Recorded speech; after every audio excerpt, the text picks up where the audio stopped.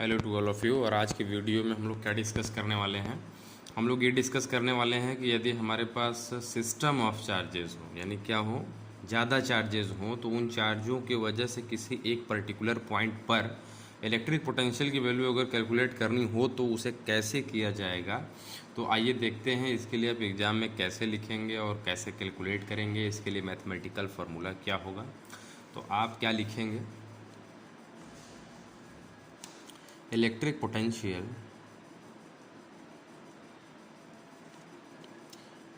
at a point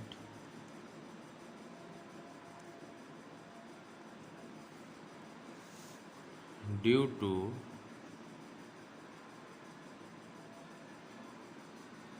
group of charges,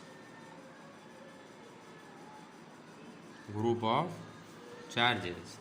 तो मान लेते हैं कि हमारे पास कोई एक जो है कि पॉइंट P है और इस पॉइंट P पर charge Q1, Q2, Q3, Q4 dot dot dot Qn के वजह से इलेक्ट्रोस्टैटिक पोटेंशियल की वैल्यू कैलकुलेट करनी है। तो भाई अब जो चार्ज Q1 आपने यहाँ कंसिडर किया हुआ है, तो जाहिर सी बात है कि पॉइंट P का Q1 से कुछ ना कुछ डिस्टेंस होगा, उसे मान लेते हैं R1।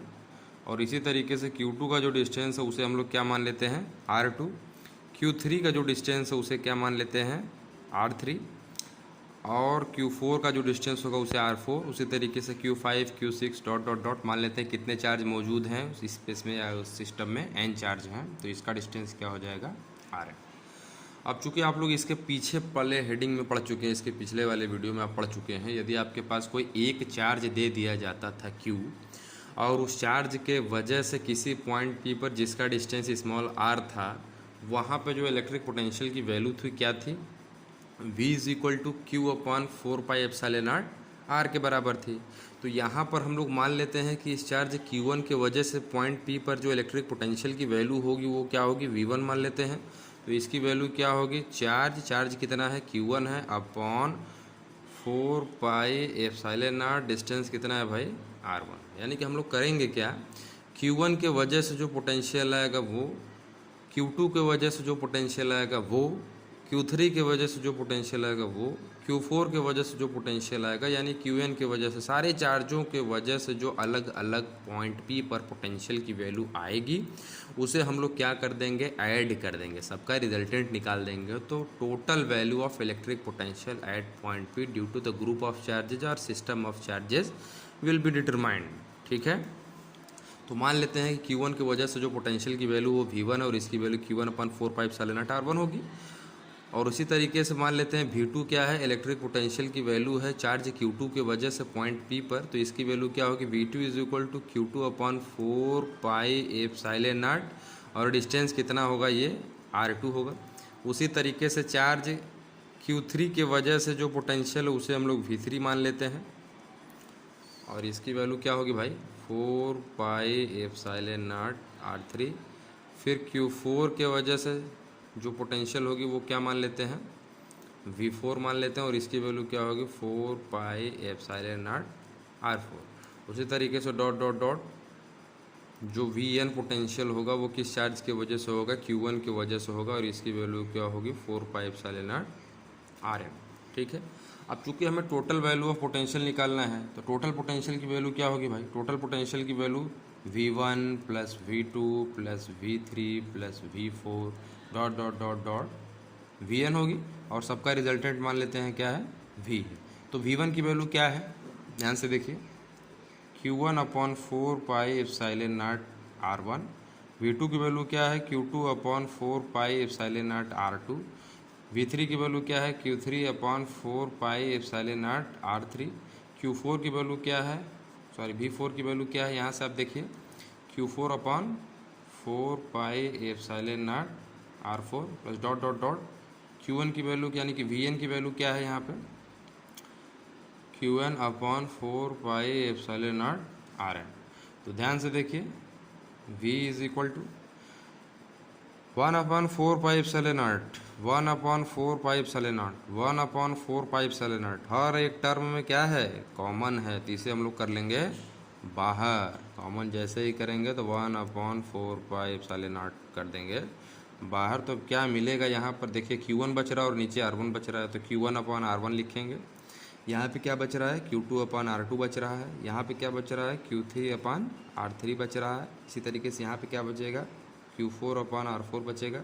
और यहाँ पे क्या बचेगा, Q5 अपॉन R5 बचेगा, dot dot dot dot dot dot, last वाला टर्म कौन सा बचेगा, Q1 अपॉन Rn।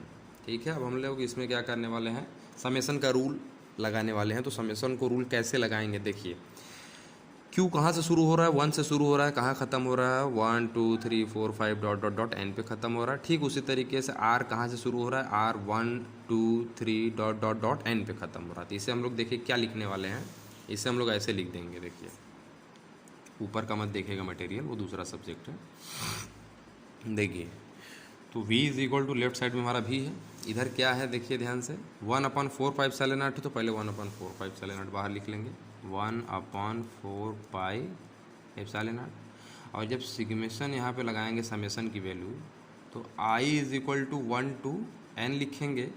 और यहाँ पे जहाँ Q1 है वहाँ i लिख देंगे, और जहाँ पे R1 है वहाँ पे i लिख देंगे। तो यहाँ पे हमने i लिख दिया। इसे समझ लीजिए कि कैसे लिखा जाता है। ये ऐसे लिखा जाता है कि जैसे अगर आप इस टर्म से उस टर्म में जाना चाहते हैं, इसके ऊपर वाले में, यानी कि जो अभी आप ये पढ़े हैं इस टर्म को, तो यहाँ पे क्या किया जाता है, यहाँ पे करने का तरीका ये होता है, ऐसे लिखते हैं 1/4 एप्सिलॉन नॉट पहले, तो ये लिख देंगे, यानी कि ऐसे लिखेंगे 1/4 एप्सिलॉन नॉट। आई की वैल्यू 1 पुट करेंगे इसमें, ठीक है, क्या पुट करेंगे, 1 पुट करेंगे, तो ब्रैकेट लगा देंगे ऐसे। तो आई की जगह 1 पुट करेंगे तो Q1 अपॉन R1 मिलेगा। और यहाँ किसका सिंबल है भाई, समेसन का, समेसन का मतलब होता है प्लस, तो यहाँ प्लस का साइन लगा देंगे। ठीक है, ध्यान से देखिएगा। फिर i इज इक्वल टू 1 हो गया, इसके बाद क्या आएगा, 2 आएगा, तो i की जगह 2 पुट करेंगे तो Q2 अपॉन R2 हो जाएगा। फिर समेसन का सिंबल है तो यहाँ पे प्लस लगा देंगे। ठीक है, i की वैल्यू 2 पुट कर दी, फिर 3 पुट करेंगे, तो यहाँ क्या हो जाएगा, Q3 अपॉन R3। इसी तरीके से डॉट डॉट डॉट चौथा पुट करेंगे, पाँचवा लास्ट वाला n पुट कर देंगे, यहाँ n तक गया है i की वैल्यू, तो क्या हो जाएगा, Qn अपॉन Rn। कहने का मतलब ये वैल्यू सेम है, थोड़ा सी सिस्टमेटिक वे है, because I have told you the definition of science, as we know that to gain a knowledge in a systematic way is known as science. तो ये भाई सिस्टमेटिक वे है ना, ये short form हो गया, बिल्कुल एकदम मोस्ट शॉर्ट फॉर्म हो गया, और सबसे शॉर्ट फॉर्म ही माना जाता है कि ये बिल्कुल सिस्टमेटिक है। ठीक है, जैसा कि मैंने आपको बताया था पहले वीडियो में, एकदम फर्स्ट वीडियो में। तो ये आपका जो है कि होता है इलेक्ट्रोस्टैटिक पोटेंशियल के लिए expression due to the group of charges or system of charges at a particular point P। ठीक है, और दूसरे वीडियो में हम लोग दूसरा पॉइंट डिस्कस करेंगे।